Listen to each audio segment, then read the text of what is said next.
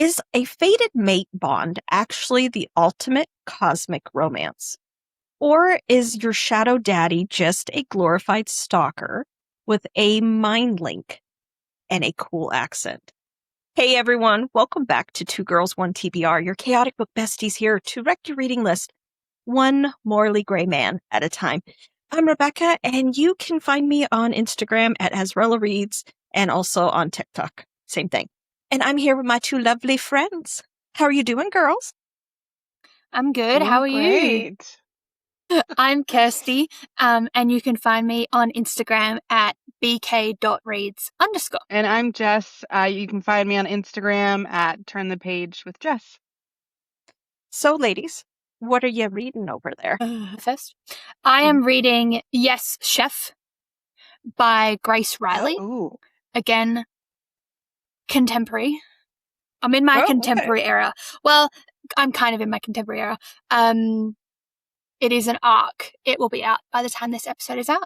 But yeah, I'm really enjoying it so far. It is, they call it enemies to lovers. I think I would call it light enemies to lovers. No. But I'm enjoying it. It's good. It's about a chef and lifestyle influencer. Yeah, she's cute. She's having a good time. And then in my ear holes, I'm listening to, it's quite good. In my ear holes, I'm listening to Fearful by Lauren Roberts. I know there's a lot of controversy around Lauren Roberts. Maybe we can dive into that another time. I do not know who that is. Me either. She wrote, it started as a trilogy. There's now 5 books called the Powerless Trilogy. Oh, okay. Yeah. Isn't that YA? Mm-hmm. It is. Okay, that's why I don't know. But it is romantic-ish. Yes. It's beautiful, and I really liked it, and I read the trilogy. And now there's also 2 novellas that go along with the same timeline. It's quite good, but there's a lot of... Her books are very similar to another lady's books from about a decade ago, and there's a lot of, if you look it up on Bookstagram or BookTok, you'll see all of the people aren't very happy about. So it's controversial. Yes. So well, I mean, people do say that in regards to ACOTAR as well. They said there is a series that predated it that it's very similar to as well. But I have not read that series, so I can't attest to it. But I have seen people say that as well. But I don't care. I love my ACOTAR. Yeah, fair.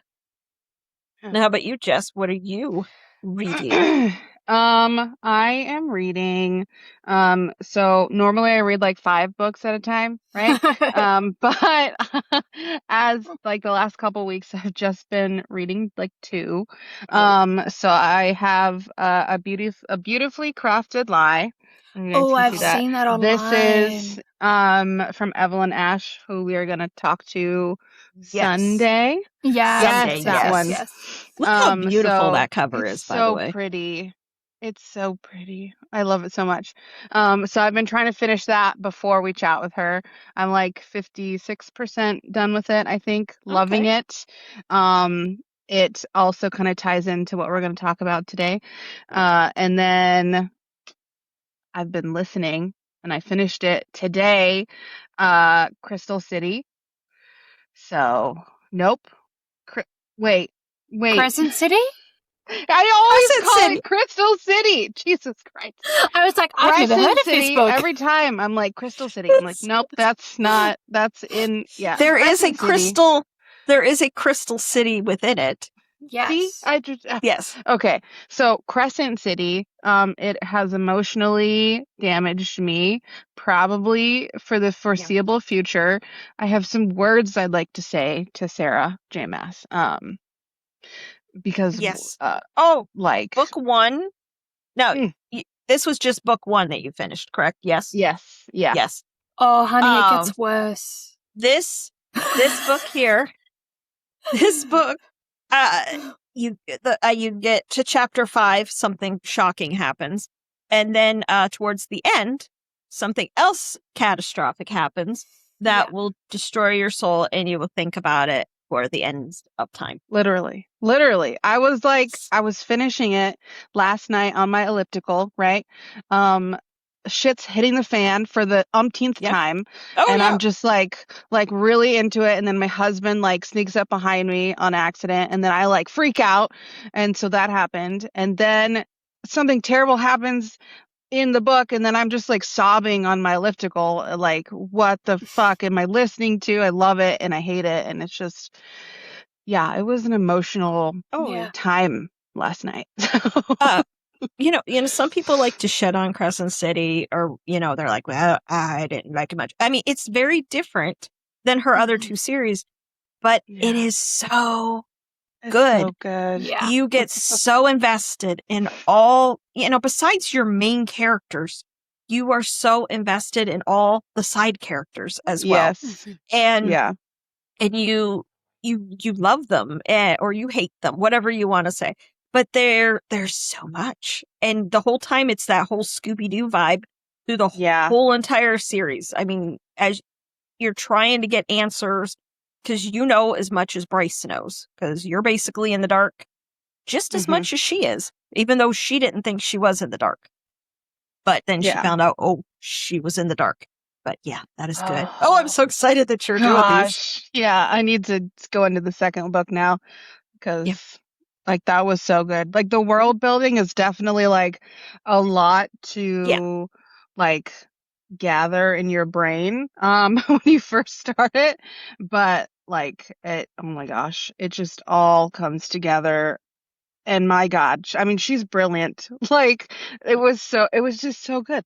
Like, what the heck? And she knows how to break you, like to break your heart in ways and stuff like that.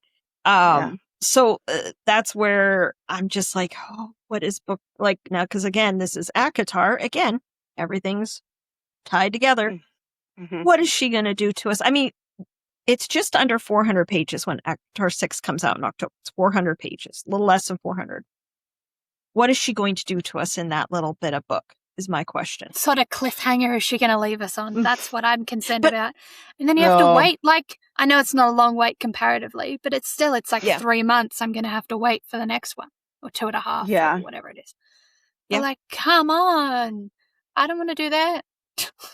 And then now, and remember, she's actively writing book 8. Yeah. So that book is, when will that come out? I'm hoping it'll come out next year as well, since she did 2 really, like this. Because it's, again, it seems like she's trying to get it all done and be done with Bloomsbury. That's what I think is happening, because she's contractually obligated with them. Yeah. So I don't know.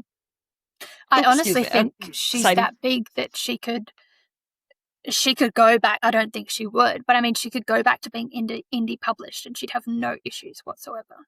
She could sell books out of her garage. I think we would all collectively drive to wherever she lives just to buy books. Absolutely. I don't know. It'll be, again, see where it goes and see what it is. I'm super excited for it. And especially since we just did a little deep dive and brought back the ACOTAR miniseries, and we were talking about things and stuff. And I did put a poll up on our broadcast channel on Instagram. Who do we think is going to be the biggest villain in book 6? Do we think it's Elaine? Do we think it's Cochet, whatever how you pronounce his name? Do we think it's Amren? Is it Lucian? Or is it possibly someone else? Is it Moore? I have a lot of questions. Yeah, I'm intrigued. But I do think as well, at least book 6 and 7, if not as well book 8, are all going to be the same POV. You think it's going to be all the same person's point of view? I do. Well, I could see I don't know. Well, book 1 through 3, that was Feyre's perspective. And then we had book 4, it kind of transitioned, from Feyre into Nesta and that kind of thing. And then we had Nesta's point of view in book 5. But do we think that Nesta's going to have a point of view continuing on? because Farah had 3 books that was her point of view. Do we think that Nesta's point of view is all tied up? Like do we think it's all done? I don't think she's done. Maybe she'll come back at a later date, but I honestly feel like at least book 6 and 7 are going to be the same POV, because it's meant to be one large book, right? And she just said that she had to split it into 2. So no, I think books 6, 7, 8 was supposed to be all one book. Yeah, but she had to split it into 4 sections. So one section is book 6, sections 2 and 3 is book 7, and then there's going to be this whatever section is that arc, the finish of the arc, she said. Because both Throne of Glass and Crescent City are multi-POV. Yeah. Throne of Glass is very similar to Crescent City in the sense that by the time you get to the last couple of books, you're reading, I reckon by Kingdom of Ash, you're reading like 6 different POVs, maybe even more. Wow. So, yeah, that's why it's so bloody long. But I don't think she can't change that now in ACOTAR, right? Like, we've been consistently getting one POV for the whole book. Like, why would you change it? Yeah. Unless she's going to. I mean, because we are invested in so many characters, though. Well, I mean, she's Sarah J. Maas. She can do whatever she wants. Again. And we will read it. And we will read it. Absolutely. Absolutely.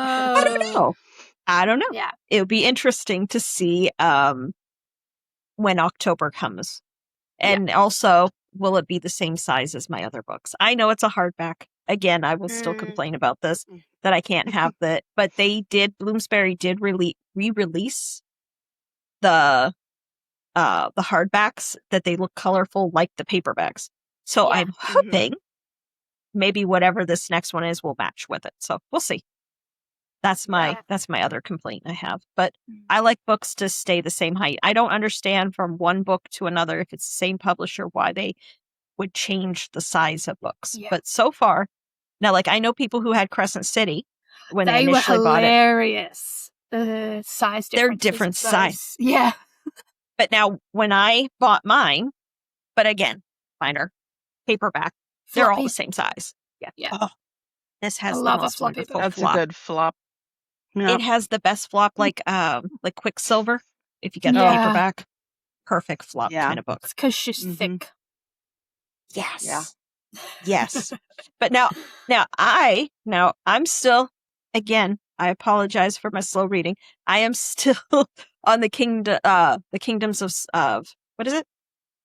What is my book by A.G. Harris? Oh my God, A.G., I'm so sorry. The Kingdoms of Silent Sorrows. Oh my, I don't know why. My brain was having a moment. But I'm reading that. I was reading that last night. It is so good. And that's like an enemy sliver. And there's like in my opinion, at the point in the book that I'm at, I believe this is a fated mate situation, is what I think is happening. But if you guys if you have not ever read anything by A.G., this is my first book that I've read from her. She is very good. Everything, like, as you're reading it, you really can see it. You can really visualize. What's happening, you see. Because some books, you know how you're reading it, and it's sometimes you're trying to get your mind to visualize it, and it's like a little harder. Hers, no, it's great. So highly recommend. Always her. And plus, she was on the podcast a few weeks ago, and she's absolutely the sweetest lady in the entire world. So that is our excitement. But anything else exciting besides the smoke that's happening? Because there's smoke all over the United States from Canada. Darn you, Canada. Why are you doing this to us? I know as far south as Jess is, she's getting the smoke. They say that it's here in Kentucky but where I'm at, I'm south of Louisville, just outside of Louisville. I don't see it, but they do say it is affecting our air quality here. And Kirsty, you probably should tell everybody why you look like you're in the Star Wars. I'm in Star Wars. We're finally in our car, which is super exciting. We've been on the road for a week yesterday, which is cool. So my husband and I, we left Long Beach and now we're in Lake Tahoe, which is lovely. I'm we were just discussing before the weather. So I've lucked out compared to the other two with the weather at the moment. But it's stunning. I've never been here before. So yeah, we're making our way north now, which is super exciting. But yes, this is why I look like I'm in Star Wars, because this is like our control panel for the power inside the car. And this is the roof. So yeah, it pushes up. I've got it closed at the moment. So 1, the sound is better, and 2, it doesn't get too stuffy. But yeah, because you said you have fans and stuff in there, so it keeps the air circulating and moving. Oh, okay. Yeah. Which, how have you been sleeping though? Really good so far. We tend to go, like, when it gets to nighttime, we go out into the middle of nowhere. So there's not really anyone. It's peaceful, which is lovely. Can't complain. But your journey amazes me. I'm excited to see as you go. And I know you saw the big sequoia trees. You were there. Yes, yes, we did. Oh. We went to Sequoias, which was amazing. And we did Death Valley, which was disgusting. It got to, I don't know what it is in Fahrenheit. Give me 1 second to tell you. That place is like hell come to earth. Literally. The day we were there, it got to 118. That's crazy. Now, disgusting. Was it humid or was it a dry heat? No, dry. Yeah. Oh, that's probably... Which wasn't too bad. Now here, see, like where I'm at, they said that like Kentucky has a subtropical weather temperature whenever it's summer. If you go outside, it's like you open the door, it's like you've walked into somebody's mouth. That is what it feels like. No, thank you. Does it feel like that for you in Virginia where you're at? Yes. Yeah. Yes, and I'm not used to the humidity at all, because in Seattle it's just not. It's no. No. I'm not a fan.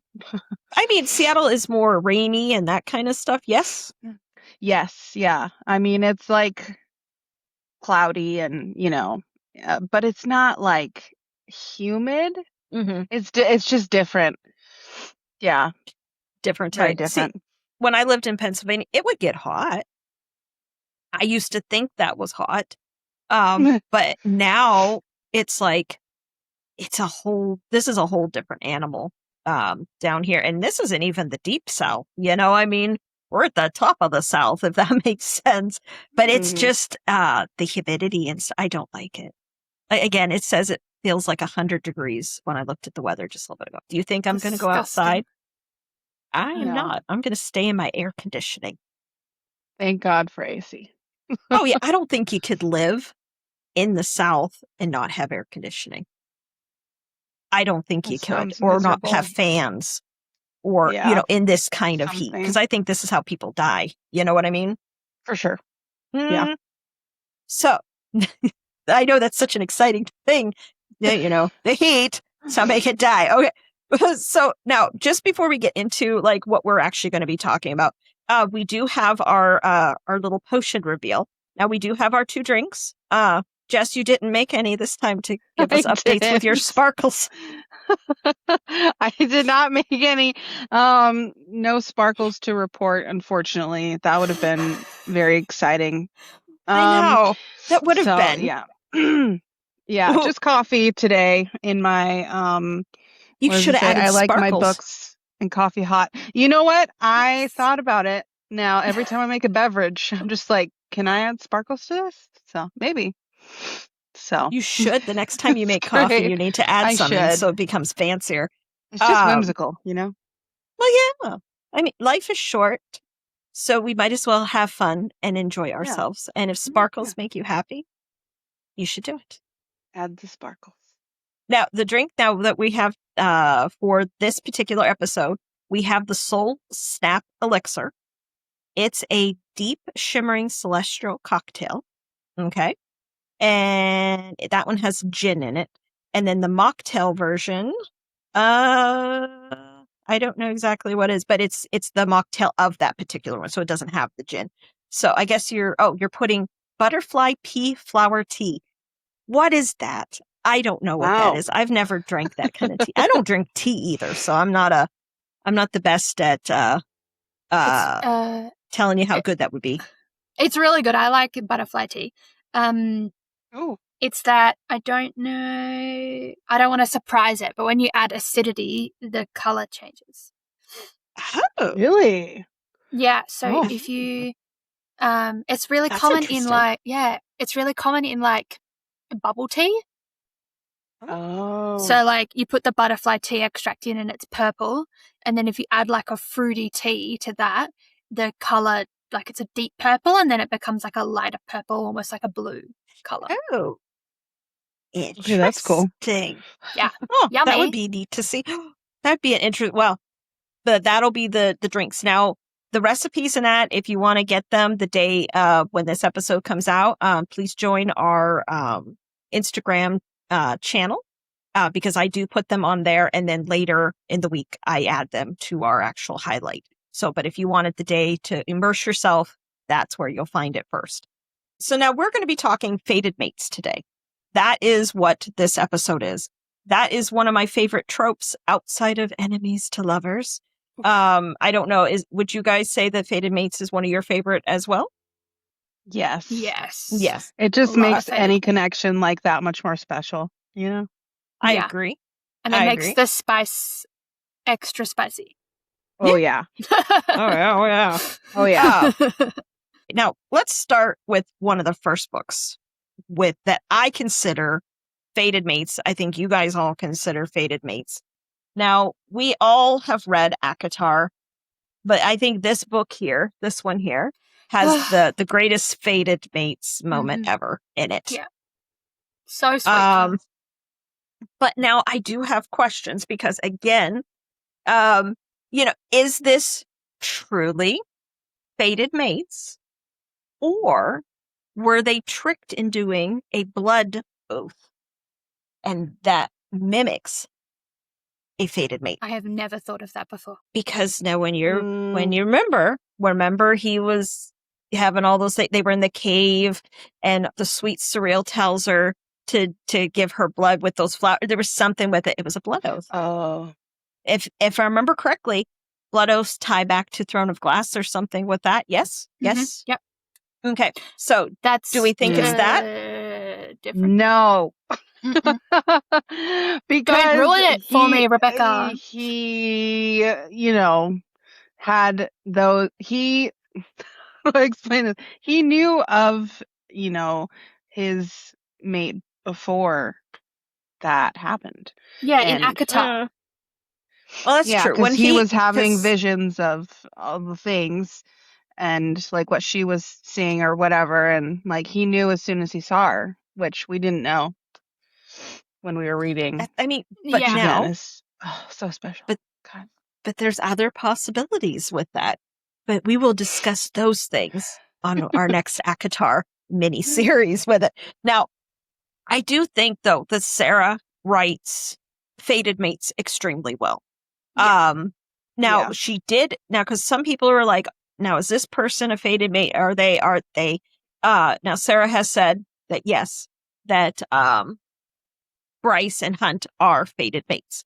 So, I mean, that's her other one, Crescent City.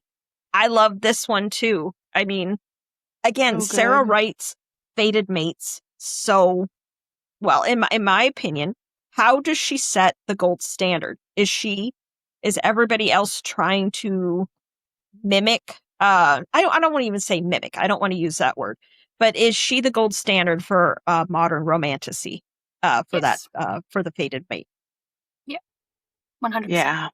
I think people can I know with a couple of the books that I've got on my list, they've done it a little bit differently, and it's like a fated mate is like a bond, and you have your bond or you're bonded sort of thing, and I feel like that's a similar thing, and people are just trying to change it so it's not exactly the same, right? Which I don't blame them for at all. It still gives the same effect, but I think that is, like you said, it's definitely she's set the standard for that. Yeah, for sure. And I think you're always going to compare it to something else, even if it's not. You don't compare it to ACOTAR or Throne of Glass, because I think the fated mates in Throne of Glass is better than the fated mates in ACOTAR. Wow. I need to read that. I'm not going to tell you who it is. Now, remember, I don't do audiobooks, but I am, because there's such a big series and there's such thick books, I've considered possibly doing the audiobooks for Throne of Glass. Do you think I would be better to do audiobook if I would choose to do that? Or do you think I should read it, like book in hand? Even though they're both reading, but you know what I mean. Yeah. I've done both for Throne of Glass, and I'm about to do Throne of Glass again on audio, just because I get through it quicker. I think it's good. However, I don't love the narrator that they've got for Throne of Glass. I mean, she uses the same narrator, I think, for all 3 series. And I don't love her. But that could just be a me thing. Okay. It could be different. Yeah. You might. I kind of know what you're. I kind of know what you're saying. You can, before you buy them, you can, or you could listen to them on Spotify, I think. But before you buy them, you could listen to a sample. Maybe just try that and see. And see if you like it or not. No, I think I will look at Throne of Glass. I do plan to read it. I mean, I do. That is in my plans. Same. But I am going to wait and see once I read ACOTAR 6. Now, if I start reading ACOTAR 6, but now when she did her interview, it didn't sound to me that she was saying you needed to read Throne of Glass. You definitely needed to read Crescent City, but she didn't say anything per se, unless she's just going to do something that nobody sees coming. Again, she is Sarah. Then now if I start reading it and I start seeing something that it's something from there, it's a crossover of some kind, I'll stop reading ACOTAR 6 and then read Throne of Glass first and then go into it. Unless if it's something major, not something minor, major. Mm-hmm. If not, then I'll read it. Hopefully maybe this winter. That'll be my winter read, because that's a big series. And they're like that. Yeah. And here lately you've seen my reading speed, but that's only because I've been messing with a lot of stuff. It's summertime too. It's, that kind of thing. But now, what do you guys think is the biggest distinction between a biological mating bond and an emotional relationship? Because in, ACOTAR and in Crescent City, just those 2 as example, that seems like those both are a biological mating bond. It was like destined in the stars that those 2, those people were together. What do you think the biggest difference is? That's such a big question. I reckon, honestly, there's no way. I suppose there is a way around it, though, isn't there? Because Elaine doesn't want her. Right, they can always be rejected. Yep. Yeah, because she does not. Because supposedly. But I don't think that's always real. What? Well, let me ask you this. Of course, Feyre, Rhysand seen her, knew, boom, that was his woman. Cassian and Nesta, if she would have never came from the human lands, would she have been Cassian's mate? Would she have been his person? You know what I'm saying? Because she didn't really become that until she went into the cauldron and came out, and then they felt whatever. But then Lucian, same kind of deal. She was if she would have been over on the other side of the wall, how is that working with their fated mates? I don't know. I'm leaning towards in the theory with Elaine, because she makes the statement in the little Christmas novella one. What is it? Frost and Starlight. Mm-hmm. That she doesn't want a man. I think she's going to be Moira's mate. I think that is what is deep in there, because because everyone was saying, is it Emery? Is that the other one there, the Illyrian? They're thinking that was going to be the woman for Moore. I think it's going to be Elaine. I'm going to just put that out there. So maybe it's Moore and Elaine can be evil together. Oh, that would be such a good power couple. That's my take. That Moore is evil, and then Elaine can be evil. I don't mind that. I really like Elaine, so that's fine. Off you go. Oh, there's so many possibilities. So many possibilities there. We could be here all day. Yeah. Oh, absolutely. When it comes to anything with ACOTAR or anything in the Maas verse, we could talk all day about it because there is so many possibilities. Again, like when she did her little, the other podcaster where she was talking and they were asking her, the girl was asking her questions, like, why is there a pool of moonlight in Spring Court? And she's like, where do people come up with this? I love when she's saying, and she's like, it's you. And she goes, yeah, it was me. It's me. She knows what she's doing. She pretends like she doesn't know. She knows what she's doing to us. But I don't know. So again, we take it that they are truly fated mates. But is there always the possibility that there's been some magic messing with it? Always we'll a possibility, I suppose. But but as of right now, until book 6 comes out or book 7 and it proves us wrong, I'm going to still say that they are fated mates. I think we're pretty solid in Bryce and Hunt as fated mates. And I think we are pretty solid in saying that Feyre and Rhysand are fated mates. Mm-hmm. Yeah. Now this one here. Now, do you want to talk about one of your books that you consider fated mates before I go on with my next set? Well, my first one was Throne of Glass, so but I can't really talk about that because I don't want to ruin it. And you don't find out that they're fated mates until I want to say at least book 5. Oh, interesting. Wow. If not book... No, it must be book 5. Book 6, if you include the prequel. Which is crazy. It's very good, though. Very, very good. Right. But I reckon... Interesting. Interestingly, before you brought up the Blood Oath, and in Throne of Glass, the Blood Oath and the fated mates, they have a big role to play within each other in terms of figuring out fated mates esque. If people have read it, they'll understand what I mean. But I don't want to spoil it because it's really good. Well, with the Blood Oath and stuff. Now, remember, people are saying that the surreal is from Throne of Glass. So if it is something from there, would this person that the surreal that they think is, would they know of these kind of things to be able to create this kind of thing? Yes, no, maybe? Maybe. Because I don't know who they are and what role they play in Throne of Glass. I don't remember the name either. Think the surreal would be who I think you're thinking of in Throne of Glass, because then they...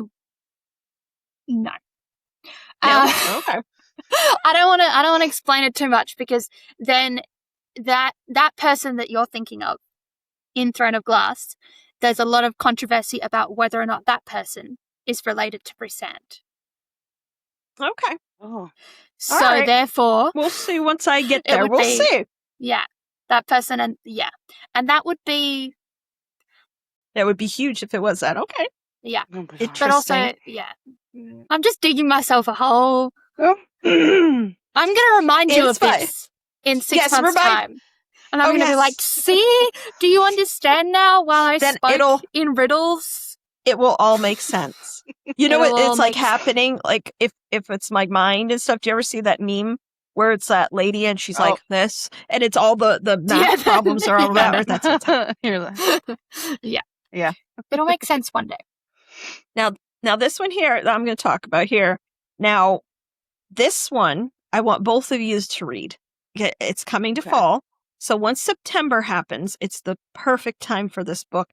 It is the first book of a trilogy. The third book, I believe, is coming out in October. I don't have a specific definitive date for the third book, but I want both of you to read it because this is one of my absolute favorite stories. It's a gothic romance. I guess it would be a gothic romantasy because it is a fantasy world kind of thing. But it has a lot of vibes of here, like puritanical times and stuff like that. But it's Anathema by Carrie Lake. This is so good. I will continue to say this. It's been over a year since I have read it. I absolutely love it. I mean, it's a thick one. Book 2 is Eldridge. That's more, you're seeing more of Zavander, the main male character. You'll see more of his backstory and what happened to him in that book. And then that book has left off on a cliffhanger. And I cannot wait for Vesmora because I need to know what's happening. This is stunning. It's so good. And it is a fated mate because, like, they know, or he knows. You have to read Eldridge and then you'll see because that's truly where you see how that they're fated mates. Yeah. But I'm excited for you to read it. But you but you both own it? I think I have it. I do actually. Yeah.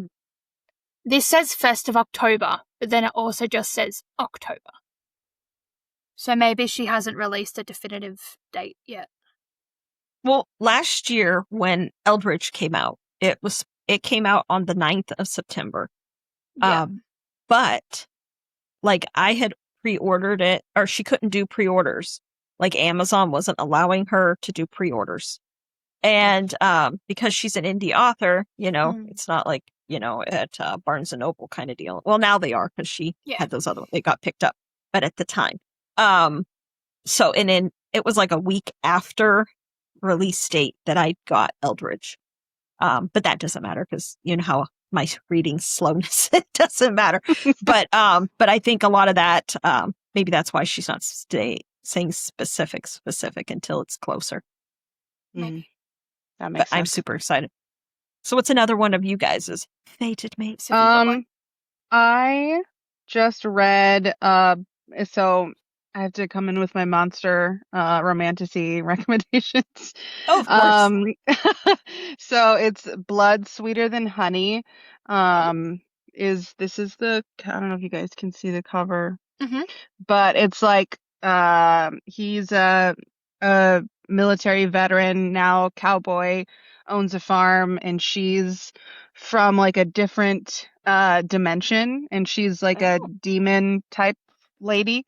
And she goes on a vacation to our realm because she needs a break because she's been through a whole lot.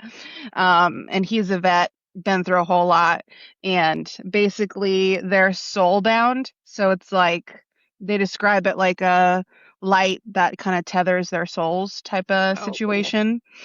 Cool. And it's not slow burn in the slightest. It is quite the opposite. It's great. But yeah, so that's been one of my most recent fated mates reads that I really loved. And I'm going to read the second one, which is, I think, Venom Sweeter Than Honey, which is about like the guy's friends who are also vets. So the next story will be like another one of them and whatever monster people they fall in love with from the other realm.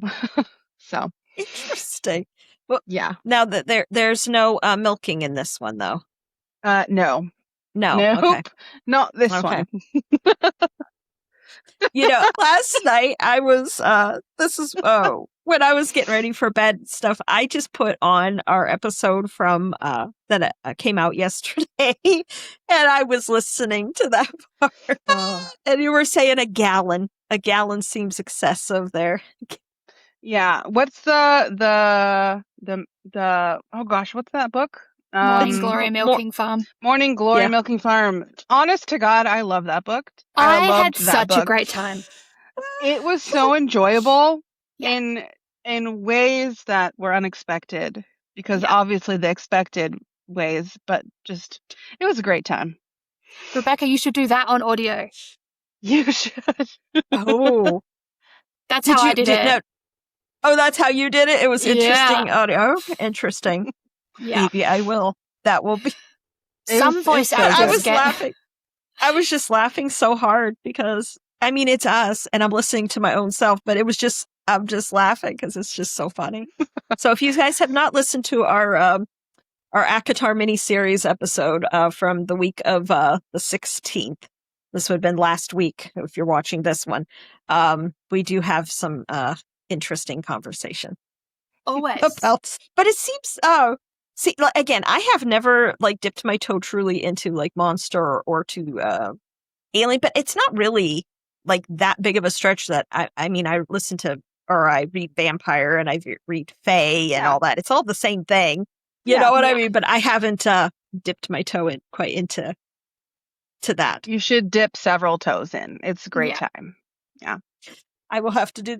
Now, what was that one alien one you were reading? The one, and it had that really funny title you were talking about. They were in therapy or something.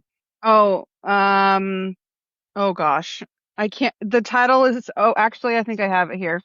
Whoops. It is, oh gosh. Is it something and you were in therapy or something? It was something like that. Oh, I got it. I punched an alien and now we're in couples therapy. Yeah. Kimberly Lemming, she does great monster romances. Like and they're hilarious. Like you can tell by the title that she has a great sense of humor.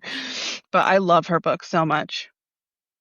Because that one, when you said that one, because that one intrigued me as well because that was hilarious. Yeah, that was, but you wouldn't consider that a fated mates kind of situation in that book. That one, I'm not sure. It comes out in August, but I'm trying to remember because I read the first book in that series, and I can't remember if I would consider it fated mates. Like they're definitely like meant to be together, but I don't know if it would qualify as fated mates. Fated mates. Okay. All right, but that's still worth the read. So they're so good. They're so good. Maybe, I've noticed though. What's that? I was just going to say maybe we should do an intro to monster romance episode. That would be super fun. And then we could all come to the table with a couple of recommendations. That's a great idea. That would probably be something fun to do over. Well, I guess anytime it would be fun, but maybe over our spooky season too, because it's monsters. Oh yeah, yeah. Food for thought. We will definitely we'll put that on the calendar. Now I have to ask you now. Some people also said because you read Nocticadia, Kirsty, yes? Yeah. Would you consider them as fated mates in that situation as well? No. Do you think it was just more by chance they were together and it was just pure hotness with Dr. Death? I really struggle. I know that's not contemporary, but I would call it more leaning towards that way than fantasy. Do you know what I mean? Mm-hmm. And I consider it just a gothic romance. Gothic dark romance is what I consider it. I really struggle when it's not in the fantasy genre to label something as fated mates. Because to me, fated mates has that like magical element, right? Yeah. And if you're not in the fantasy or magical realm, I don't think you can classify. That's just my take. I don't think you can classify it. I agree. Yeah, I agree with that. Yeah. It's more just Dr. Death was just so hot. Yeah, no, 100%. You haven't met him yet, Jess? No, not yet. That is another one I highly recommend during spooky season because it's in a spooky setting. Or just when you're ovulating. Oh, okay. Yeah. Just line it up. Just, and I know his name's Dr. Death, but he's good. Nothing wrong with that. He's good.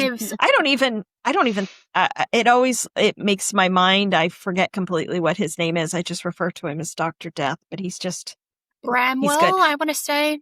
Yes, that's it. Yeah. Bramwell. Because I always call him Daddy Bramwell. He gives daddy vibes. Oh, oh yeah, and he wears the button-up shirt that's unbuttoned a little bit, and he has the sleeves rolled, that kind of. Oh yeah, not the rolled-up sleeves. Yeah. Oh my god. Oh my god. Oh, it gives and he's real broody and. Oh yeah, he's just yummy. Oh yeah, and then he's the kind of daddy that he takes the control. He's not he's not Nice. sweet in any of it. Yeah, you'll understand when you read to him. Yeah, you read him. You'll find out. Okay. But Nocticadia, Carrie Lake is magnificent. She, in my opinion, she is the queen of Gothic romance. I love her. So once you read Anathema, but now remember, Nocticadia is a standalone. Yeah. Once you read the standalone, make sure you go to her website, and you can get. She has like a bonus chapters, like 5. I think it's 5 bonus chapters afterwards, and it follows somebody that you meet in the book. Okay. And I wish she would have wrote it as an entire series, because I could, or a second book, like an interconnected standalone. I could have had so much more than just those 5 chapters. It's that good. I don't remember. It was like named Hive or something. It's something like that, but you'll see it. But go on her website. And also you can also go onto Carrie Lake's website. And I believe it's still on there too. And you can get the not safe for work images of Zavander. Okay. Great. From Anathema. It is a tub scene, and just so you know, he has piercings. Ooh. And quite a few piercings. Nice. That's why you need to. Oh yes, I need to read it. I need to get my shit together and read it. You need to read it. Oh, it is so good. I asked my husband if he would do it, and he told me no. That's fair. I do the same thing. Yeah, that's fair. They won't do it for us, so we just have to have our bookmen. Now, Kirsty and I have both read this. I don't know if you have read this yet, Jess, but I consider these two as fated mates because of everything that happens and how they're brought together no matter what. It is the Serpent and the Wings of Night. I believe Oriah and Rain are fated mates. What do you think, Kirsty? What's your opinion? Yeah, I agree 100%. And I think you can tell because when they eventually, it's such a slow burn. Oh, yeah. But when you get there, you can tell it's like something just clicks, right? Even if she doesn't necessarily say it. Yes. There's such an instinctual change that wasn't there before.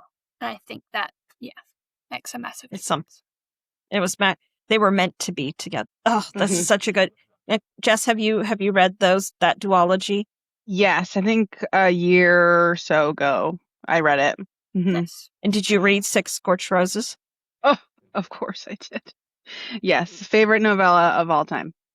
So I have that label, and we talked not long ago to Carissa Broadbent, and she said that is by far her lowest selling book is 6 Scorched Roses. It's so I know good. It's so good. That's what I said to her, and she said when she went to BookCon, that was the number one thing that people were bringing up to her was that novella. And I told her it's like, it's my favorite thing, that love story. And she said she wrote that. She was just contractually obligated that she had to write a book. And so she wrote it in 2.5 weeks, she said. And which is amazing to me in my mind. But she wrote it for herself, that book. It wasn't for like an audience or, for us or anything. It was something she wrote for herself. I love Lilith and Vale's love story. Oh, it is so beautiful. Good. And it's just, I like how it is. And then and if you don't read that novella, you really miss all that beautiful context when you do meet them, even though you're not really meeting them a ton. In the second book, but they are there. But then if you have that, then you have the context to it, and you'll understand. You have that special knowledge.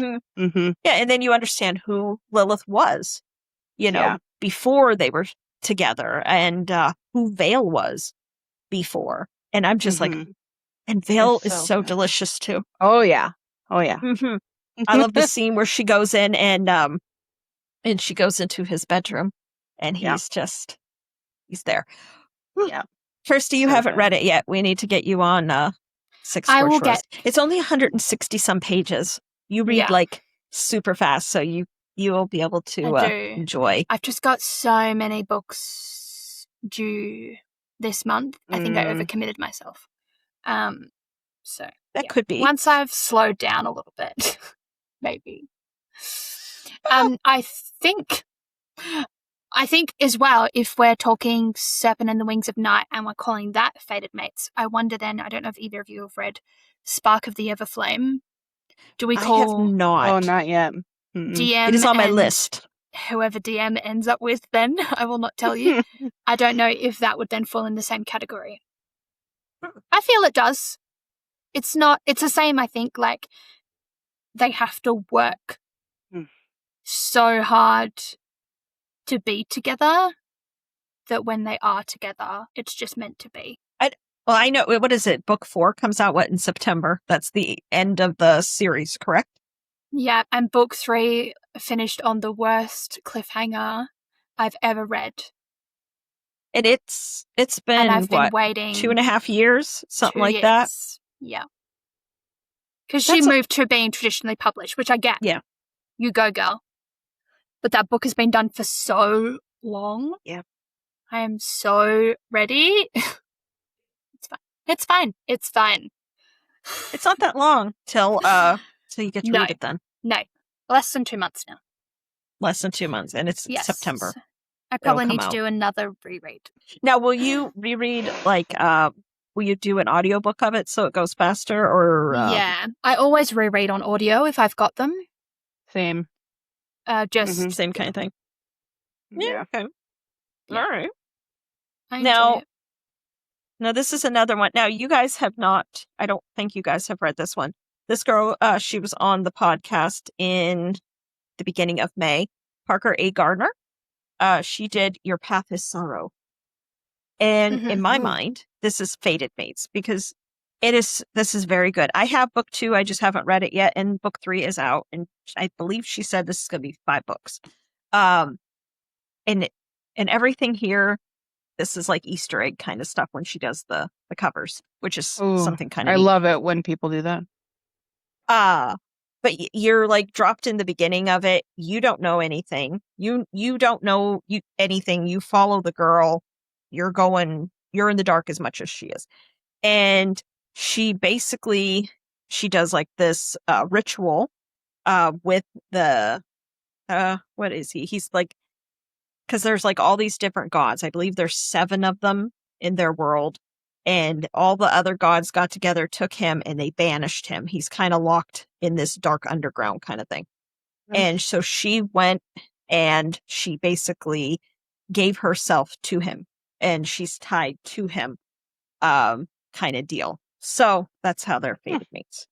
I like that. I think she was fated. But I think she was fated to him even before she did this. She just knew her path was him to begin with. Does that make sense? Does that make sense what I'm saying? But it is very good. And he's very delicious as well. And it's been like 2 months since I've read it. In my mind, I can't remember his name, but he's really delicious in the book. Love that. That is another one. I see. I've noticed here a pattern. I read a tremendous amount of fated mates. Enemies to lovers that are fated mates. That seems to be my pattern. I think they tie together really well. They do. I think so. Like Spark of the Everflame follows that as well. Trying not to ruin it. Again, I don't know who's in the... I don't know that the storyline on that one. What exactly is happening in it? Yeah. That's just it, the one that I was talking about before, but it follows the same pattern, like the same enemies, same pattern.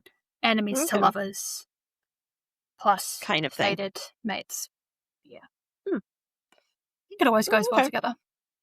Yeah, I think another fated mates. I know we already spoke about monsters, but if we were to discuss aliens, I think Ice Planet Barbarians. I think they are fated mates.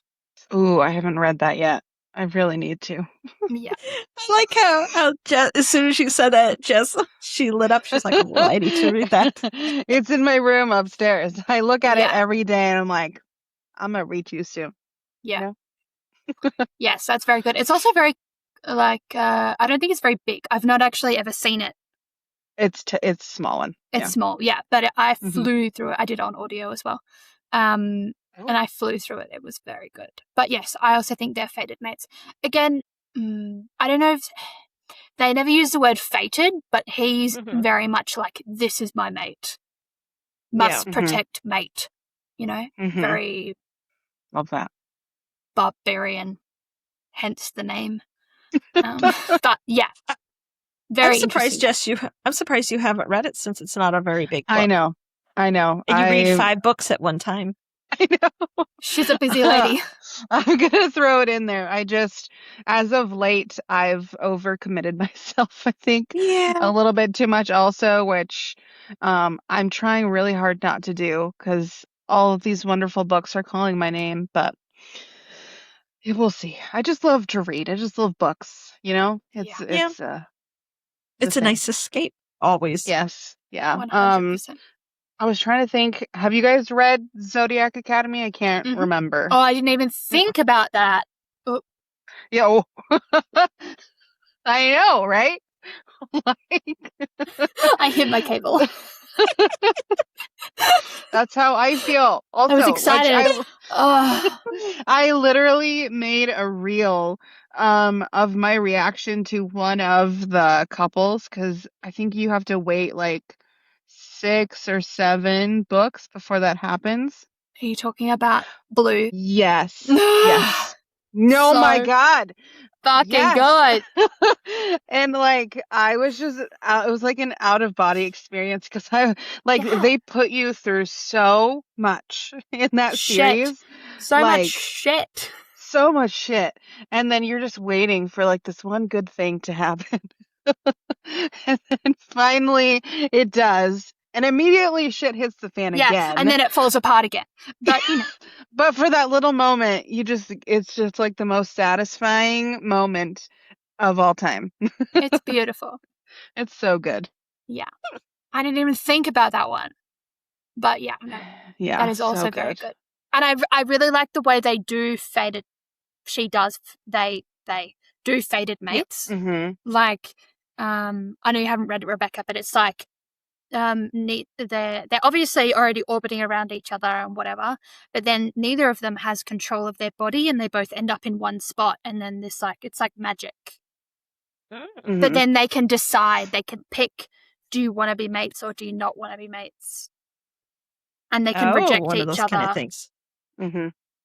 But they can reject each other, but it's very different from like Sarah J. Maas rejection. It's quite intense. Yeah. I told you I started Zodiac Academy and I made it 8 chapters and I DNF'd it. Yeah. You got to get through the first book. The first book is a lot, especially because you don't like bully romance either, do you? Yeah. Yeah. I'm not big on bully romance, and I didn't like how they wrote the sisters. Yeah. That was for me. I didn't like the writing. I don't think I could read it. But the audio, you think, but would I be listen to a better it way. because I can't see the errors. I just blah, blah, blah, blah.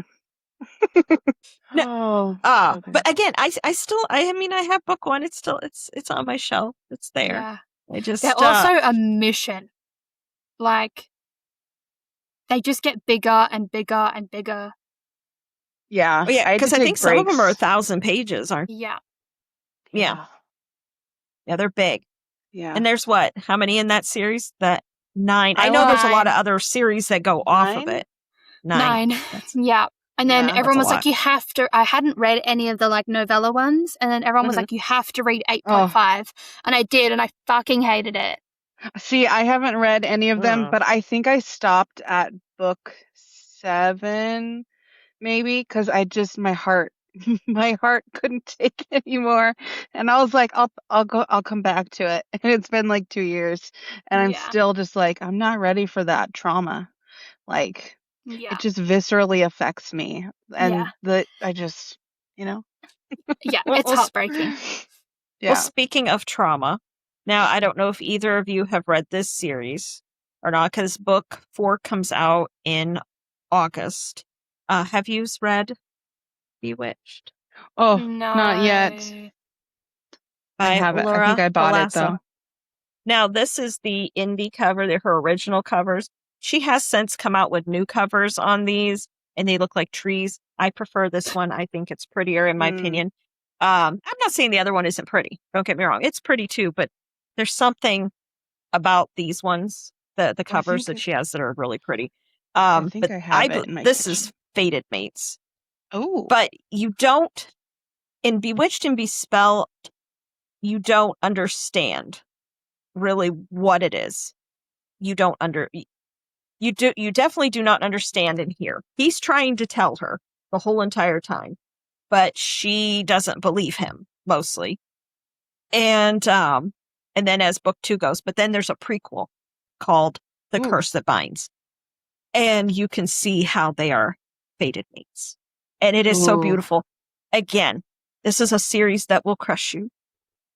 You will know what's going to happen in The Curse That Binds. You don't know the story of it, but you know the end game because you find that out in Bewitched and Bespelled. And it made me cry. I knew what was coming. Oh. I knew what was going to happen. I knew it. I knew exactly what was going to happen there, and it still made me cry. Oh my gosh. Laura got me. Oh, she's I very need to good. read it. But it is definitely fated mates over 2,000 years. Oh, that's what makes it just. Yeah. Oh, and it's so good. It's so good. And you will meet Memnum. I cannot. I will talk about him until the cows come home. I love him. He is very funny. He's very matter of fact. And he's got a very dirty mouth. You know how like Kingfisher is very dirty and Quicksilver? So is Memnum. He makes like a statement to her. He had been inside her more than the amount of stars that are in the sky. Something like that. He basically says to her, and she's like, oh, and she's quite appalled about it and stuff like, because she does. Again, there's something there of why she doesn't understand what he's talking about. So you have to see it. You have to read it.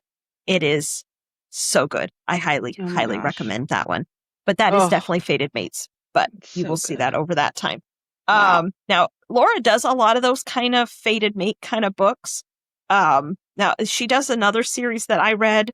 It was one of the first, after I started reading, I read ACOTAR. This was actually the third series that I read after ACOTAR. It's Rhapsodic. It's the Bargainer series. Oh. And you're following a siren, who is, her name's Callie Calypso. And you're following Desmond Flynn, which he is Fae. But Desmond Flynn, though, they are together and he is drawn to her. Like, she is young. Now, this is the part that people get a little upset about. Because she, at the time that they meet, she was 15, almost 16. And he's like almost 2,000 years old. So the age difference, people were a little upset. Now, in the magical world, 16 is adult. So she actually becomes an adult at the beginning of the book.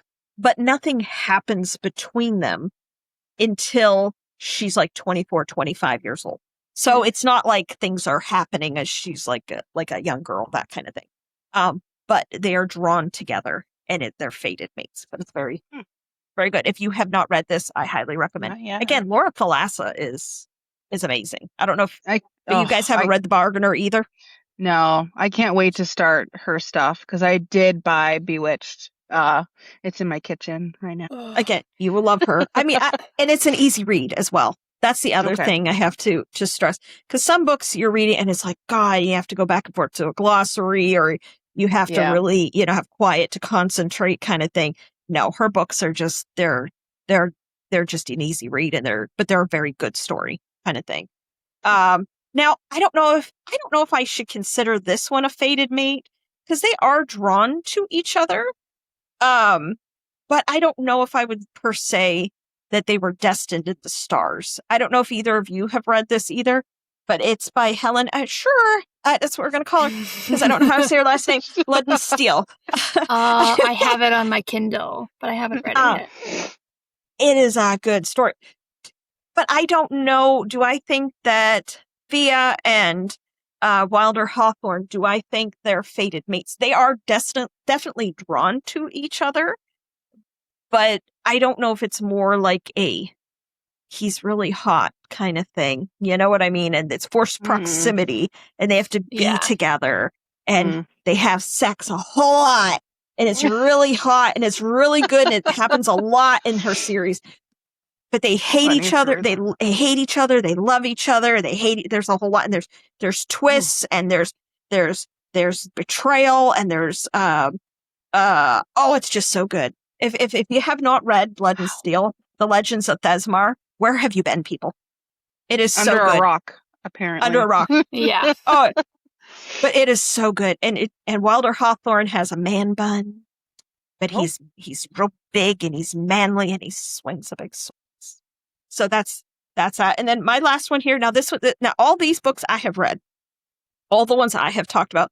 Now this one here I have not read, but according to like what I know of the book, I guess they are fated mates in it, but I don't know. Mark, tell me if I'm wrong, but it's Feathers So Vicious. It's the first book in the duet.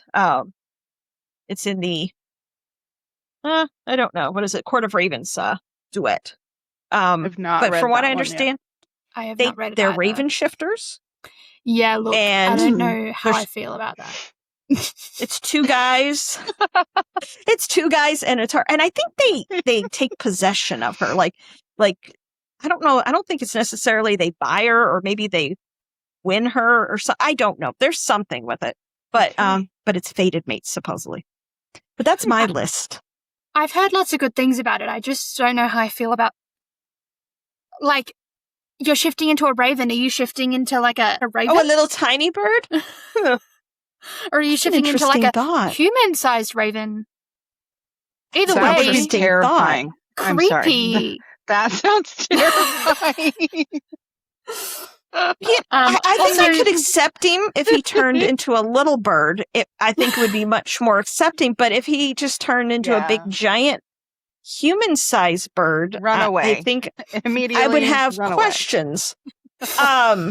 Also, why a raven? I don't know. Like they have, so in Throne of Glass, they have shifters, and there's a bird shifter, but he shifts into it's like a hawk. Okay. So that I can get around. Yeah. Yeah. I don't know. Anyway. I mean, you guys, technically, I guess we could consider any kind of shifter romance kind of thing, I guess would be like a monster kind of thing. Yes? Couldn't we consider it that? Because they're shifting into a... I don't know if I would consider it. Well, if they shift into... Well, if they're... Well, I guess it's not really a water. Shifting but they're not into human. Like an octopus. That. With 8 tentacles. I don't know. Sorry. But when you were saying get like... around that. So I'm going to go with he's a little bird because I'm thinking like Dracula, because Dracula would turn into a bat. He didn't turn into a human-sized bat, did he? He would have been a bat. No. Don't think so. Okay, now I have not watched the movie yet. I don't know if I will, but yet I love the clips that everything has because I'm afraid if I watch the whole movie, it might ruin the romance that's in my heart of this. That the new Dracula movie that came out in February. It's Dracula, a love story. I want to watch it so bad. I have not seen it. I have seen the whole way through of knowing of what it is, but I don't know. I mean, it just looks, like people are on the fence because it's supposed to be, like gory, that kind of thing, but yet it's a love story.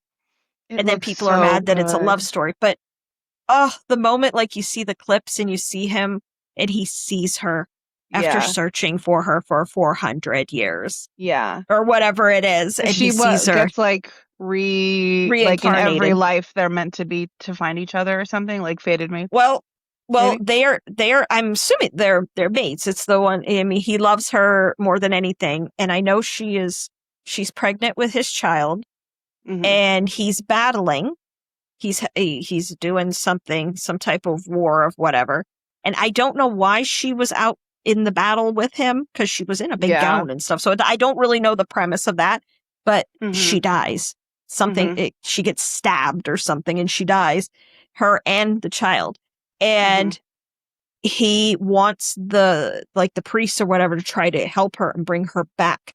And they're like, she's dead. She's gone. And he curses God and says, you took everything from me. you are nothing to me anymore. And he tries to kill himself, but God basically curses him to the life of being Dracula, of being immortal, being a vampire. Dang. And so then he just keeps living, searching the world for her. And he has all kinds of people searching for her. And then, of course, there are the people, there's a priest, I believe, that's hunting him, that wants to end him because, you know, he's blasphemous, he's a vampire. Yeah. And then he gets to a point, he finds her. And that's where you see it all over Instagram, where and he looks and you see him and he's staring and the tears form in his eyes and he realizes it's her. Yeah. I think it's like, it's going to be like super emotionally damaging, I think, is what I got from the trailers. Oh, yeah. Well, one of my favorite lines from Dracula, from, the book, is when he says, I've crossed oceans of time to find you. If my husband said that to me, do you know how much I would be like putting? I'd be like, oh, you crossed oceans of time to find me. I mean, why are these women in it's always in these movies, they're like, ugh, and they don't like him. And they are always like, get away from me. And he says all these romantic things to him. I would be in those movies or I'd be in that and I'd be like, sure. I'd be super excited. Keep it coming. Now, do you guys have more books on your fated mates? Because that was my 2 more. Ooh, what else do you got, ma'am? So my first one is their mates. The first book is called Bride, and it's about a vampire and a werewolf, wolf shifter, that vibe. Anyway, they're mates. I don't really know the difference between a mate and a fated mate. Thoughts, theories? I guess in my mind, a fated mate is when it's predestined by like other forces, like the gods fated them together. I guess we could also consider like Quicksilver, because he was because Kingfisher is fated, because remember they made them different, But oh, keep going, Kirsty. That was just my random thought when you said that. It made me you're fine. Think of it. So they go into like a marriage. I don't know if I'd call it a marriage of convenience. I think it's like a forced marriage, from my understanding. Yeah. I think. Yeah. Yeah. It's been a long time since I read it. And but they are mates. They're not fated mates, but they're mates. And then the second book is called Mate. I haven't read that one yet. Yeah, it's good. It's about 2 werewolves that become mates, or are mates, but they don't want to be mates. They both hate each other. Oh. She's hiding a lot from him. That kind of vibe. But I really enjoyed those books because it has knotting in it. Do you know what knotting is?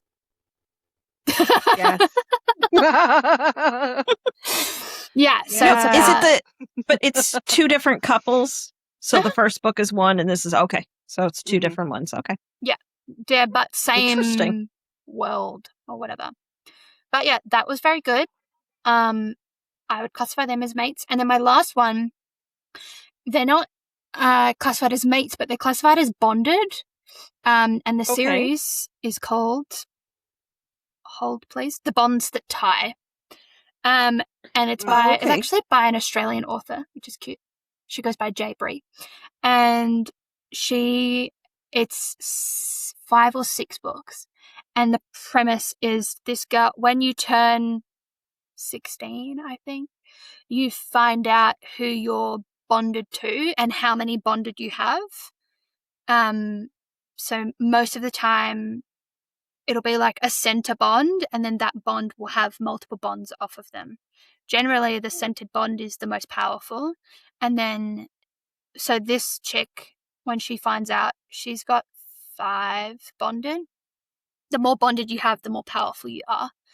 But you have to bond, doing the hanky-panky, to your bonded. And then your power grows. Like Kirsty, the hanky-panky. Yeah. But she's afraid to bond to her bonded because she's afraid of her power, so she runs away. So then all of her bonded hate her, and then each book is kind of about like how she discovers her bond with particular bond. Yeah, okay. And So then they she gets become to- one big family. Yeah, and she does the hanky-panky with many So men. is it kind of, it's a why choose kind of thing? Yeah, reverse harem. Yeah, Very very nice. much so. It was enjoyable. Would I know recommend. my one friend, my friend Stacy, I know she always, she's been chasing the high that she got from that book series and trying to find it in other series. And I don't think she has yet found it. No. That is one of her favorite series that she has read. Yeah. Look, it's not the best thing I've ever read in my entire life. Like, the writing is fine, but it's fast-paced. It's delicious.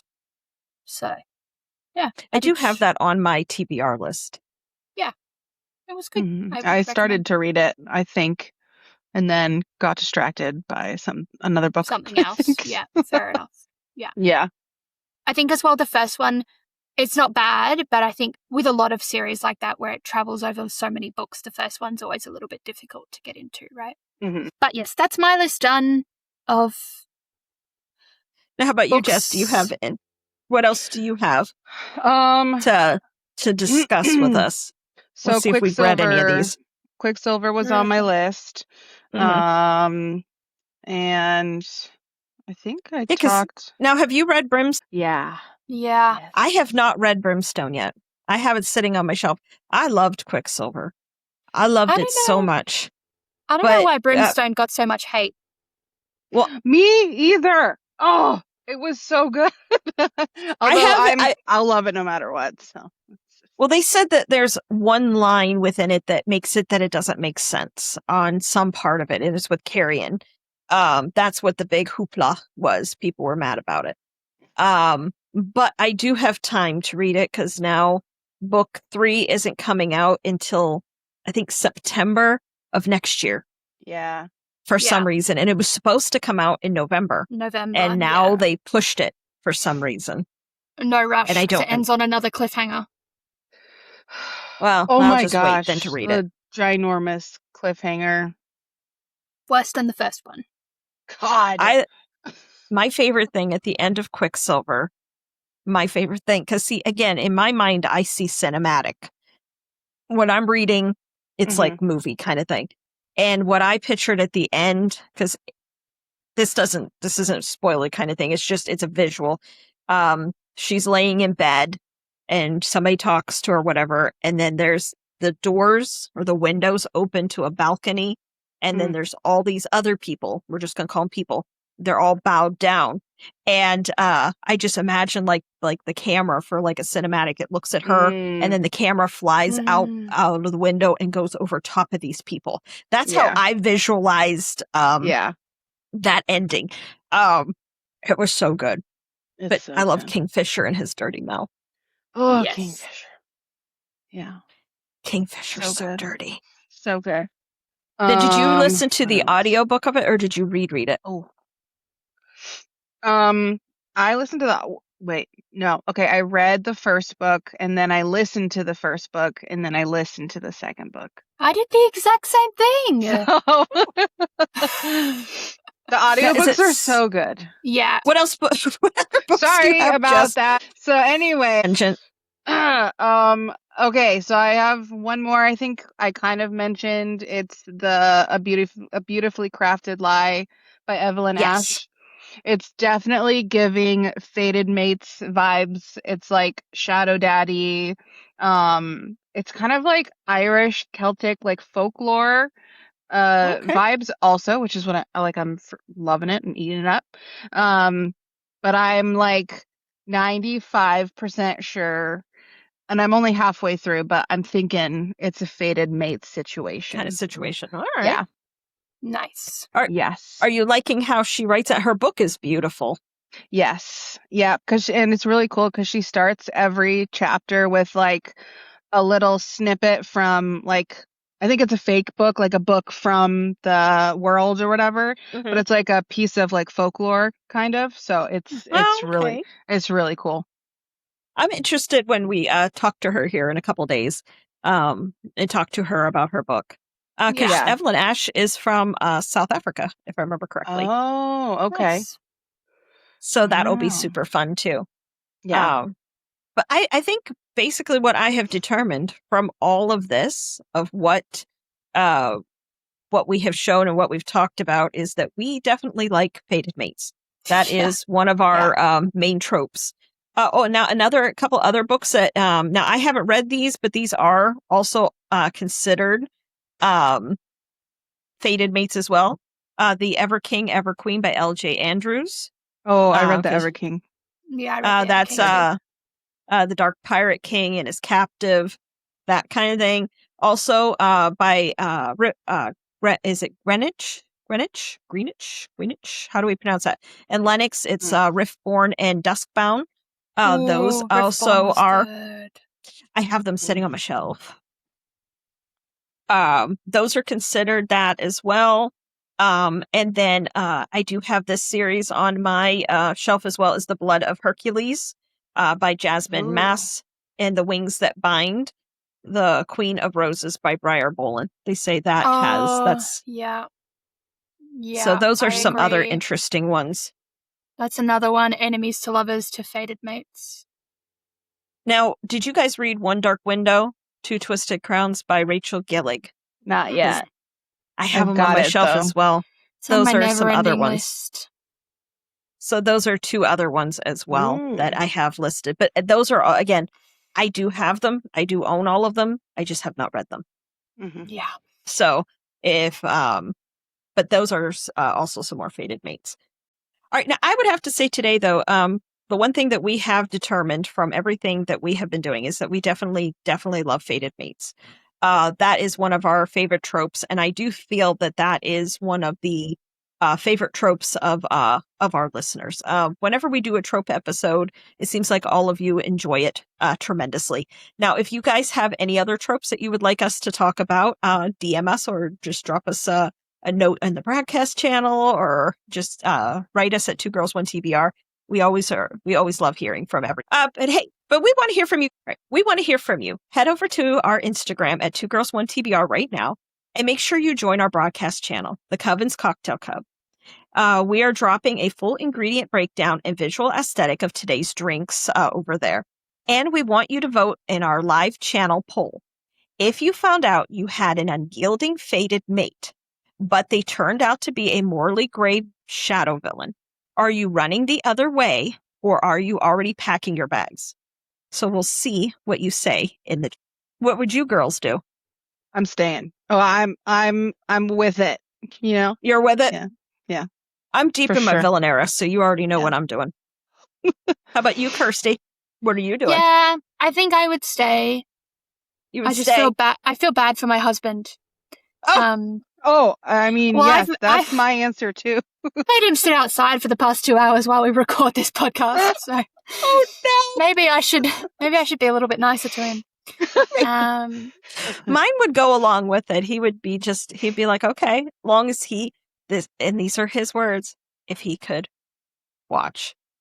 Interesting. Mine's bad. Nice. See, maybe if my villain was a woman, and then we could all get involved. We could get there. You go. There you go. Mine, he's just all he would be okay with it if he could just watch. Again, he's my Slade Ravager. So if you've read Plated Prisoner, and you know how dirty he is, you will know my husband in so many ways.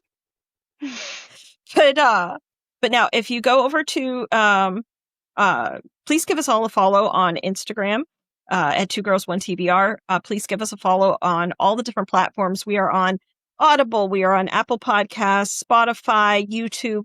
Please go give us a rating, 5 stars, please, because that helps us continue the chaos and it moves us up the chart as well.